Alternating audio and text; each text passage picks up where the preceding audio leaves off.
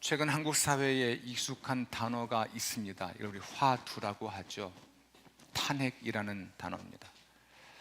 탄핵과 관련해서 이제는 심판만 남았다 해서 탄핵 심판을 이야기합니다.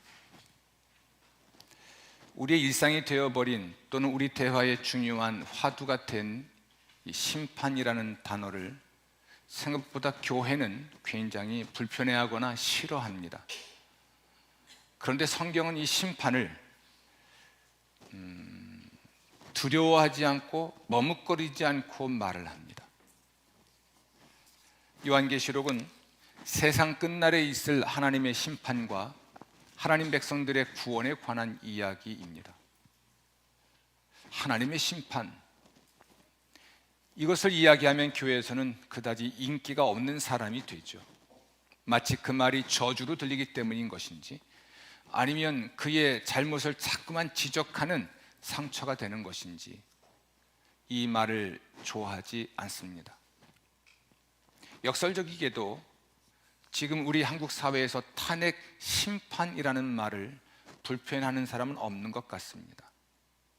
그러나 헌법재판소가 어떻게 할지는 모르겠으나 그보다 더 엄중한 하나님의 심판을 우리가 깊이 생각해야 하지 않을까 생각을 합니다.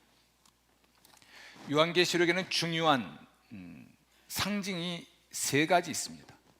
그 역사의 어떤 사건을 일으키고 그것에 대한 하나님의 해석 또는 의미를 밝히는 일들이기도 한데요. 첫 번째는 인이라고 하는 것입니다. 이건 봉인인데요, 7개의 인이 등장합니다. 두 번째는 나팔입니다.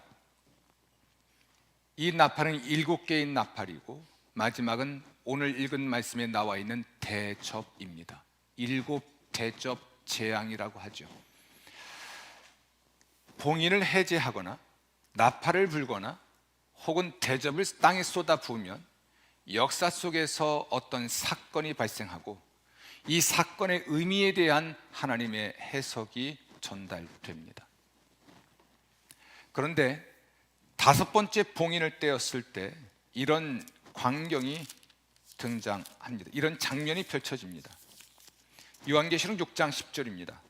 9절부터 보면 5째 인을 떼실 때에 내가 보니 하나님의 말씀과 그들이 가진 증거로 말미암아 죽임을 당한 영혼들이 제단 아래에 있어 큰 소리로 불러 이르되 다 같이 거룩하고 참되신 대주제여, 땅에 거하는 자들을 심판하여 우리 피를 갚아주지 아니하시기를 어느 때까지 하시려 하나이까.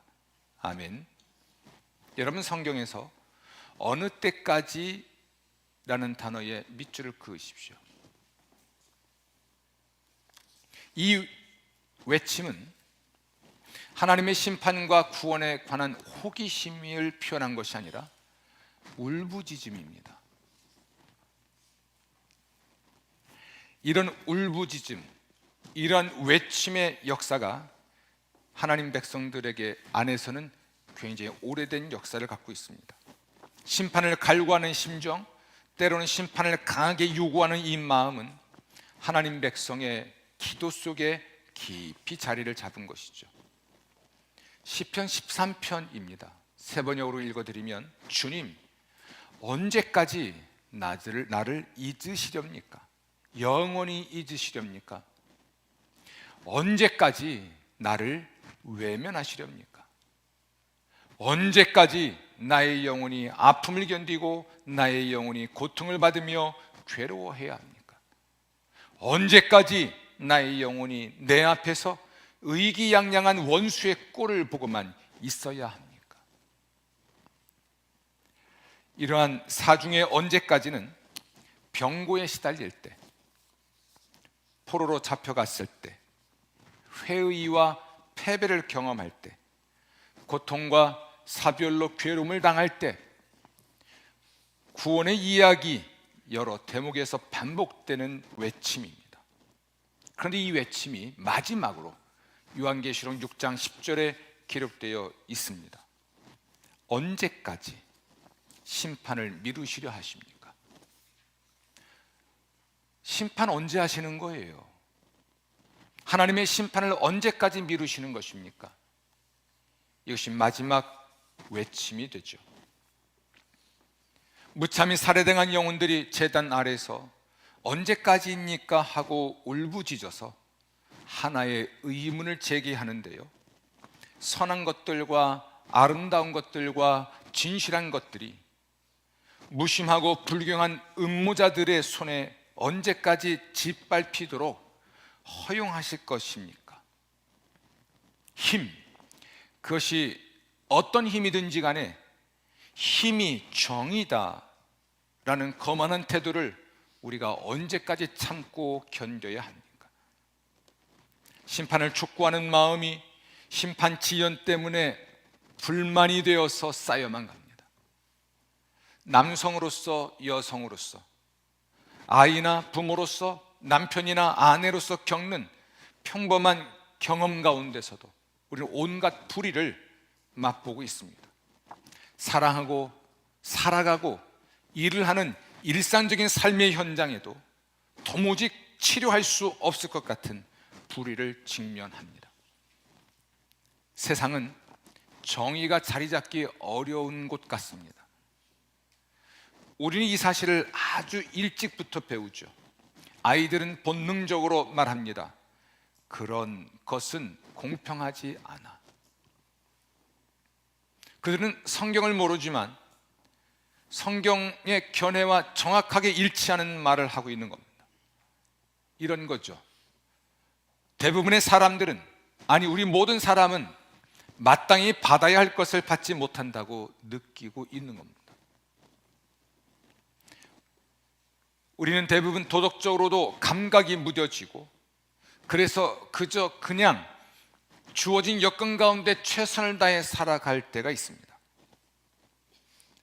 언제까지입니까? 이런 질문을 할 필요를 느끼지 못하는 거죠. 그러다가도 굉장한 불의가 엄습하면 아주 절박한 심정으로 과연 언제까지입니까? 또 부르짖으며 의문을 제기합니다. 아마 사도 요한의 경우는 그가 목회하는 교회의 성도가 순교하는 일 때문에, 그가 목회했던 교회들이 폐쇄를 당하는 현실을 목격했기 때문에 이러한 의문을 울부짖음으로 표현했는지도 모릅니다. 안타깝게도 성경은 이러한 울부짖음에 대하여 속이 시원하게 답을 주지 않습니다. 오히려 우리의 불만을 축적해 가는 말만 하고 있습니다. 그것이 6장 11절에 기록되어 있습니다. 아직 잠시 동안 쉬되, 아직은 아니니까 좀 기다리라는 것입니다. 이것까지는 참을 수 있겠습니다. 우리를 참지 못하게 하는 것은 다음 말씀인데요, 그들의 동무 종들과 형제들도 자기처럼 죽임을 당하여 그 수가 차기까지 하라 하시더라. 아멘. 더 죽어야 한다는 얘기입니다. 더 나아진다는 것이 아니죠. 쉬어라, 좀 기다려라, 더 나아질 거야 라고 말하지 않습니다. 더 나빠질 거야, 더 많은 사람이 죽을 거야. 그러지 않아도 도대체 언제까지라고 반문하고 있는 우리에게 성경이 속 시원하게 답을 해주지 않아서, 그리고 오히려 현실이 더 나빠질 것을 이야기해서 우리의 불만만 쌓여가고 있습니다. 그럼에도 불구하고 우리는 심각한 모순을 가진 사람이 됩니다. 왜냐하면 우리는 하나님의 심판을 믿기 때문이죠. 불의는 아직 심판받지 않았고 오히려 점증하고 있습니다. 하지만 교회는 여전히 하나님은 공의로우시고 당연히 심판하실 것을 믿고 있습니다. 이 모순된 마음, 원망, 의심, 혹은 불편함, 이런 마음과 동시에 하나님의 인격, 그분의 공의, 그분의 사랑, 그분의 심판에 대한 믿음이 혼재된 이런 모순된 현실을 우리는 어떻게 이해할 수 있을까요? 도대체 신자와 교회의 마음속에 깊이 뿌리박은 이 하나님의 공의와 그분의 심판에 대한 믿음이 어떻게 뿌리를 내릴 수 있었던 것일까? 우리는 경험적으로도 그렇습니다만 성경은 아주 분명히 말을 합니다. 예배 때문이라고. 많은 사람들이 하나님의 응답을 포기하고 아예 기도하는 것도 중단하고 거리로 뛰쳐나가서 자기의 주목으로 원하는 것을 얻으려고 하는데, 왜 그렇게 골방에, 왜 그렇게 예배당에 들어가서 하나님을 예배해야 하는지 이해할 수 없는 현실이지만, 그들이 그렇게 할 수밖에 없는 궁극적인 이유는 그들이 하나님을 믿기 때문이고, 그 믿음을 형성하고 그 믿음이 뿌리내리게 한 것이 신앙 공동체요, 신앙 공동체의 예배였던 겁니다. 아멘. 예배는 우리가 일상을 벗어나서 이런 환상을 보게 해줍니다. 그러니까 하나님의 인격을 보는 것이고 하나님의 공의로운 심판을 보게 하십니다. 곧 있을 하나님의 심판의 장면을 보게도 하는 것이 예배입니다. 우리가 불의를 경험하지만 동시에 하나님의 정의를 믿을 수 있는 역사를 가능하게 해주는 것이 예배입니다. 오래 지연되긴 했지만 이제 임박한 심판이 예배 가운데서 더욱 구체화됩니다. 하나님의 심판이 예배 가운데에서 구체화돼요. 믿으십니까?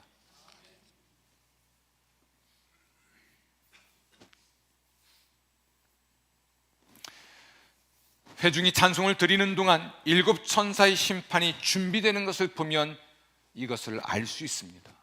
예배 중에 하나님의 심판이 구체화된다는 사실은 회중이 찬양을 드리는 동안에 일곱 천사의 심판이 준비되는 장면에서 확인할 수 있다는 얘기입니다. 요한계시록 15장입니다. 5절 보면, 이 일 후에 내가 보니 하늘의 증거 장막의 성전이 열리며, 아멘. 열리며 일곱 재앙을 가진 일곱 천사가 성전으로부터 나오고, 네 생물 중에 하나가 영원토록 살아계신 하나님의 진노를 가득히 담은 금 대접 일곱을 그 일곱 천사들에게 주니, 이 대접에는 하나님의 진노가 담겨 있습니다. 이걸 땅에 쏟으면 그 진노가 땅에 임하는 것인데, 이것이 하나님의 심판입니다. 그리고 일곱 천사의 일곱 재앙이 마치기까지는 성전에 들어갈 자가 없다라고 기록하고 있습니다. 여러분, 예배 중에 하나님의 심판이 구체화된다는 것, 그리고 하나님의 때에 반드시 이 심판이 땅에 쏟아지고, 다시 말하면 실현된다는 사실을 믿으십니까? 하나님의 공의를 믿는 믿음의 형성과 뿌리내림은 예배를 통해서 이루어지고, 안타까운 현실을 살아내면서 하나님의 심판과 구원을 울부짖는, 부르짖는 이 모든 일에 대한 하나님의 응답과 하나님의 행동이 예배 중에 이루어지는 거예요. 그래서 우리 모든 그리스도인들은 예배에 헌신하는 겁니다. 심판이 준비되는 동안 회중이 부른 찬송을 15장 3절은 모세의 노래, 어린 양의 노래라고 합니다.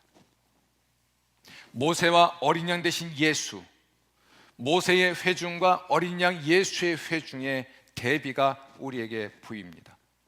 이것은 매우 중요한 측면을 갖고 있습니다. 모세의 노래를 부른 이스라엘이 광야의 혹독한 연단을 통해 약속의 땅에 들어갈 준비가 되었듯이, 이제 어린 양의 노래를 부르는 회중도 이기는 자요, 이길 준비가 된 사람들입니다. 그들은 짐승과 그의 우상과 그의 이름의 수를 이기고 벗어난 자들인데요, 그들은 신앙의 고난을 이겼고 또한 이기게 될 것입니다. 아멘. 그들은 이렇게 노래합니다. 15장 3절 4절입니다.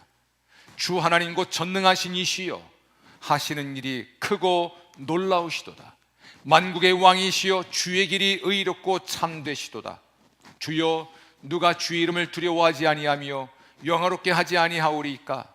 오직 주만 거룩하시니이다. 주의 의로우신 일이 나타났으니 만국이 와서 주께 경배하리이다. 아멘. 요한계시록은 예배의 대상인 우리 주 예수 그리스도의 환상으로 시작합니다. 1장이죠. 예배하는 하나님 백성의 환상으로 이어지고요. 4장과 5장입니다. 장차 예배 장소 곧 성소로 꾸며질 새하늘과 새 땅에서 예배드리는 장면으로 막을 내리게 될 것입니다.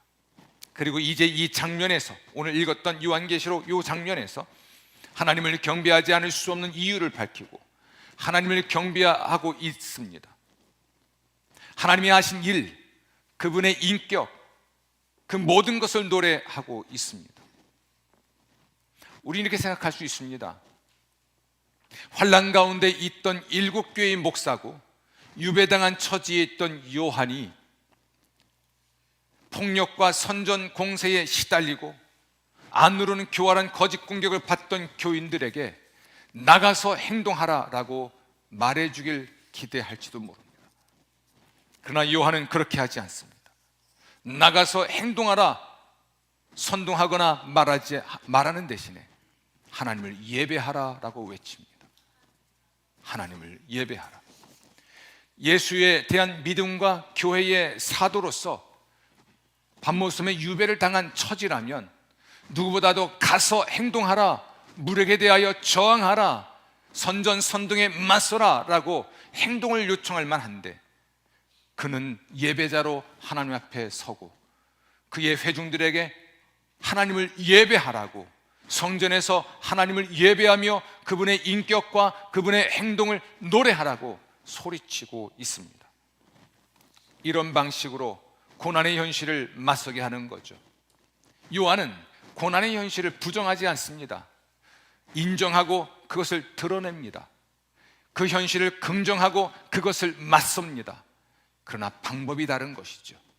두 주먹 불끈 쥐고 거리로 나가 저항하고 부딪히는 방식 대신에 예배를 통해 예배 안에서 하나님의 존재와 공의와 거룩하심을 믿고 하나님의 심판과 구원을 부르짖으라고 말을 하고 있습니다.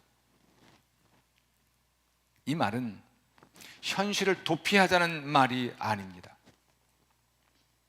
사도 요한만큼 어려운 세상에서 사는 삶을 현실적으로 이해하고 또 적절하게 반응을 보였던 영적 지도자는 없습니다.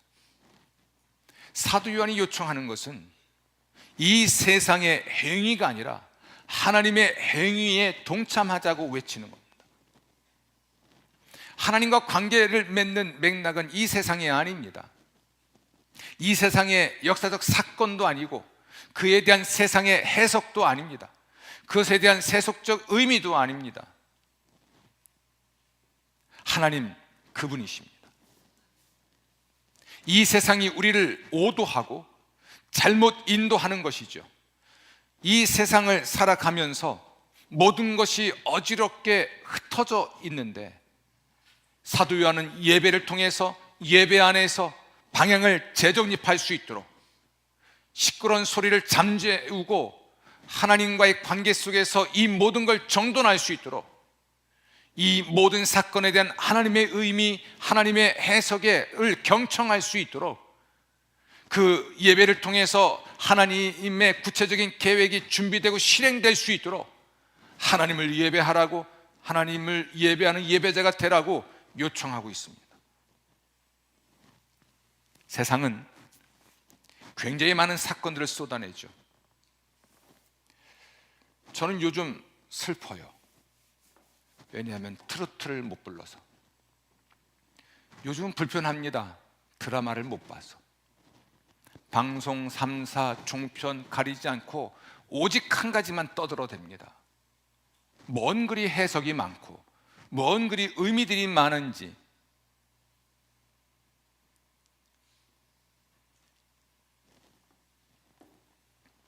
그런데 우리는 거기에 몰두하고 있습니다.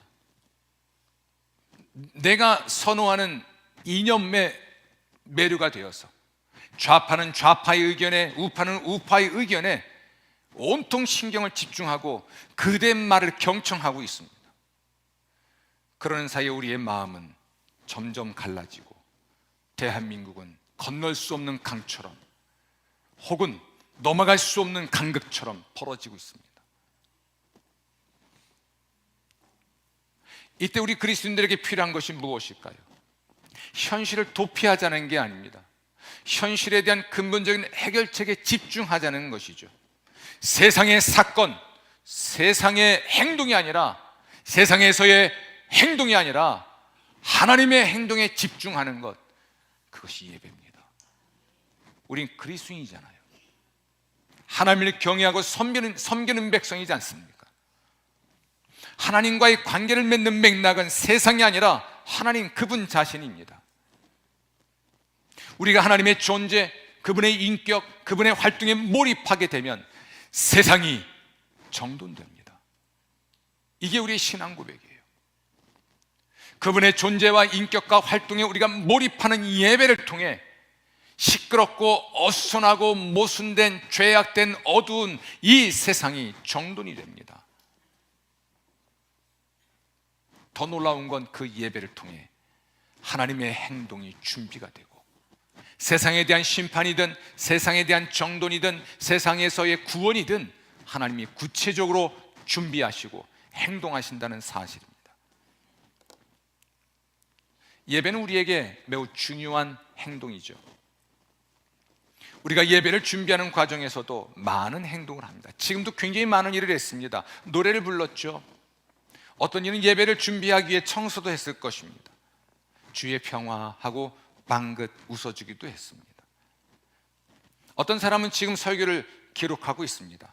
반복하나 안 하나, 맞았나 틀렸나, 은혜 받은 말씀도 쓰고 있을 수도 있습니다. 어떤 이는 지금 찬양을 드리고 기도하고 말씀을 들으면서 그의 마음이 치유되는 경우도 있을 것입니다. 그러나 예배에서 중요한 건 하나님의 행동이에요. 예배는 하나님이 지금 활동하신다는 사실을 믿는 믿음에 기초합니다. 그분이 지금 활동하시는 믿음이 없으면 우리는 예배를 드리지 못하거나 예배를 드리지 않습니다. 예배당에 들어오고 우리가 예배를 드리게 되면 우리의 행동은 중단됩니다. 오직 하나님의 행동을 주목합니다. 세상에 대한 우리의 이해, 우리의 느낌보다 하나님의 마음과 관점에 주목합니다. 하나님의 창조, 하나님의 약속, 하나님의 심판, 하나님의 구원, 하나님의 사랑, 하나님의 공의, 하나님의 거룩하심, 이 모든 것에 우리의 나침반을 맞추는 시간이 예배 시간입니다. 예배를 통해 하나님을 중심으로 세상산 모든 일이 가지런히 정돈되는 것입니다. 이게 우리의 믿음이에요. 사실 세상 일을 내비춰보면 예배는 부조리해 보이죠. 우리 대부분도 마찬가지일 겁니다. 현실이 이렇게 처참하고 부조리한데 세상이 아니라 예배당으로 가는 것이 옳은가? 어떤 사람은 예배를 그만둘 정도로 심하게 그렇게 느낍니다. 가서 행동하라, 신앙 양심을 따라 행동하라, 이렇게 외칩니다. 이런 현실 속에서, 이러한 형국에서 빵 한 덩이와 포도주 한 잔을 돌리면서 주의 평화, 주님의 몸, 주님의 피, 이러는데 시간과 힘을 쓰는 것은 낭비가 아닌가라고 말을 하는 것이죠. 정말 그럴까요? 사실 행동하는 사람들은 세상을 염려하는 사람들이 맞습니다. 세상을 위해서, 세상에 대한 도덕적 책임감 때문에 세상을 위해서 행동하는 것이죠. 그래서 예배당을 떠난 명분을 찾는 것입니다.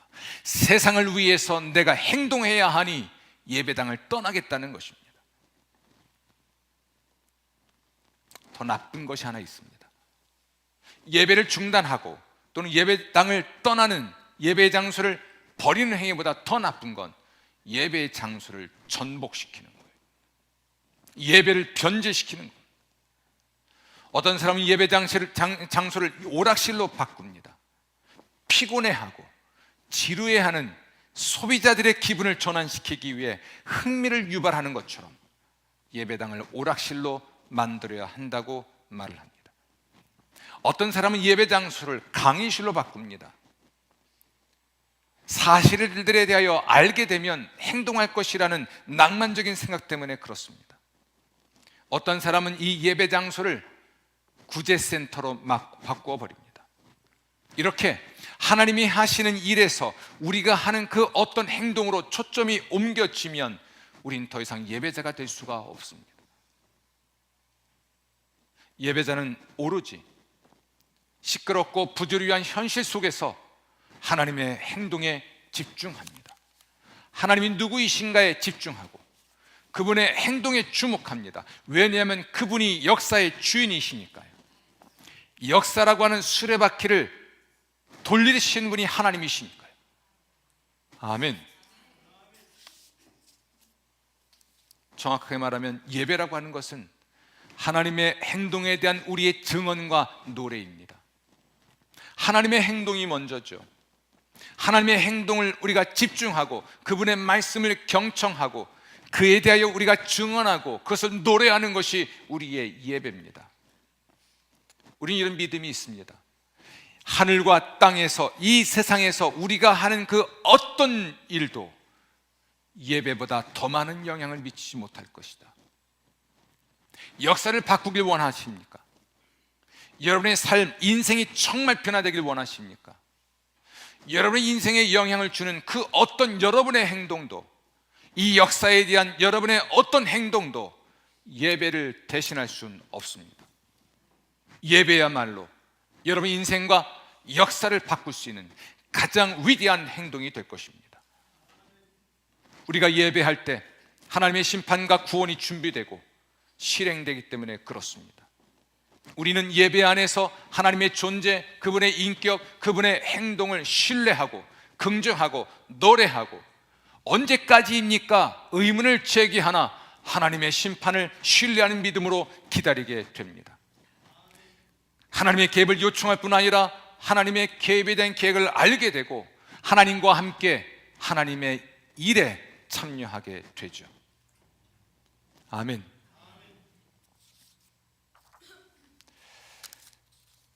우리가 우리의 예배를 통해 하나님의 행동이 준비되고 하나님의 심판과 구원에 대한 사실들이 마침내 실행된다는 것은 일곱 천사가 대접을 붙는 사건을 통해 증명이 됩니다.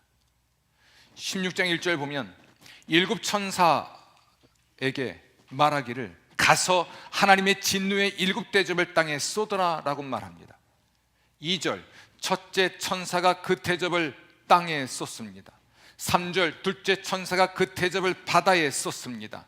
4절 셋째가 그 대접을 강과 물근원에 쏟습니다. 8절 넷째가 그 대접을 해에 쏟습니다.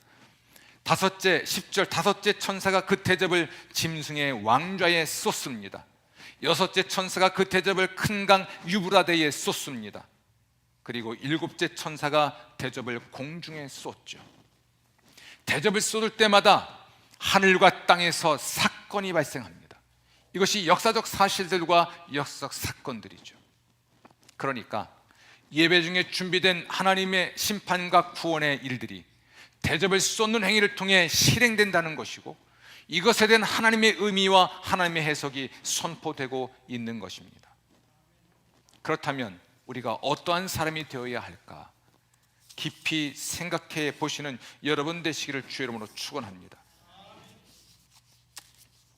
여러분, 놀랍게도 하나님의 심판의 사실은 오늘 읽었던 16장 이하의 말씀에서 바벨론의 멸망으로 묘사가 됩니다. 그리고 17장, 18장을 지나서 19장에 들어서면 전혀 다른 한 여인을 보게 됩니다. 바벨론이 아니라 어린 양 대신 예수 그리스도를 보게 됩니다.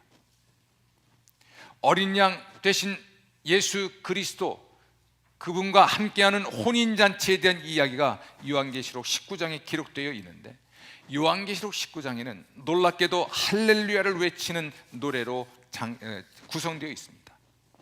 19장 1절 보겠습니다. 이 일 후에 내가 들으니 하늘에 허다한 무리의 큰 음성 같은 것이 있어 이르되, 첫 번째 할렐루야입니다. 할렐루야. 3절 두 번째 할렐루야입니다. 할렐루야. 6절 세 번째 할렐루야입니다. 할렐루야. 여러분, 이 할렐루야 노래가 온 세상에 퍼지고 있습니다. 이 모든 할렐루야에 관한 노래들이 우리에게 의미하는 바는 단순합니다. 심판받은 세상에서 교회의 부서진 몸과 흘린 피를 모아다가 그 위대한 성찬의 자리가 되게 만들고 있는 광경입니다. 할렐루야. 오늘 이야기를 마무리하려고 합니다. 사랑하는 성도 여러분, 저는 여러분들에게 이 대림절 기간에 관한 이야기를 나누고 있습니다. 대림절 셋째 주일에 여러분들에게는 요한계시록 16장이 본문으로 주어져 있습니다. 이 대림절에 우리는 세상의 심판과 교회의 구원을 위해 하나님이 오실 것을 기대하고 기다립니다. 12월 25일은 성탄절입니다. 교회는 성탄절 기간에 세상의 심판과 교회의 구원을 위해 하나님이 이미 오신 것을 기억하고 기념하고 경축합니다. 그러나 중요한 것은 우리 주 예수 그리스도는 과거에 오셨고 앞으로 오실 뿐만이 아니라 지금 우리에게 오고 계시고 와 계십니다. 성탄절과 관련된 인물들을 두 부류로 나눌 수 있을 것 같습니다. 한 부류는 마리아와 요셉 같은 부모, 예수의 부모입니다. 그들은 하나님이 역사에 개입하실 때 직접 사용했던 하나님의 사람들입니다. 그러나 그들이 하나님의 직접적인 도구가 되고 하나님이 사용한 사람들이 된 것은 맞지만 다른 한 부류의 사람도 있습니다. 그들은 시므온과 안나 같은 사람들이에요. 이스라엘의 속량, 하나님의 구원을 갈망하는 사람들인데요, 그들은 늘 성전에서 하나님 나라가 오기를, 하나님의 구원자가 오기를 간절히 기도했던 사람들입니다. 대림절 기간에 주일 예배에 교회 기도에 힘쓰는 것도, 성탄절과 성탄절 기간에 예배에 헌신하는 것도 우리 모두가 하나님의 현존과 통치와 구원과 축복을 믿기 때문에 그렇습니다. 여러분 모두가 마리아와 요셉처럼 하나님의 행동의 직접적인 도구가 되길 바랄 뿐 아니라 또한 시몬과 안나처럼 하나님의 구원의 역사를 위하여 기도하는, 오랜 세월 기다리며 기도하는 하나님의 사람들이 되시기를 저도 또한 기도하겠습니다. 이제 성탄절 예배를 준비합시다. 그리고 2025년 새해를 맞이하는 준비를 해야겠습니다. 하나님의 백성들이 예배를 위해 자기 몸과 예물을 준비했듯이 이제 경건한 삶으로 자신을 준비하고 하나님께 드릴 예물을 준비해야 하겠습니다. 그리고 하나님의 구원을 요청합시다. 탄핵 심판이 되었던 무엇이 되었던 이 땅을 살리소서, 이 땅을 고치소서, 이 땅을 복을 주시옵소서 요청하고 기도해야 하겠습니다. 2025년 하나님의 구원과 축복을 경험하기 위해 은혜를 구해야 하겠습니다. 자신을 드리며 예물을 드리며 하나님, 2025년에 내 인생을 주관하시고 주도하시고 축복하시고 구원하시옵소서. 이러한 시간들을 통해 삶이 가정이 정돈되고 역사가 평화를 되찾게 될 줄로 믿습니다. 마태복음 6장 13절입니다. 우리를 시험에 들게 하지 마시옵고 다만 악에서 구하시옵소서. 나라와 권세와 영광이 아버지께 영원히 있사옵나이다. 아멘.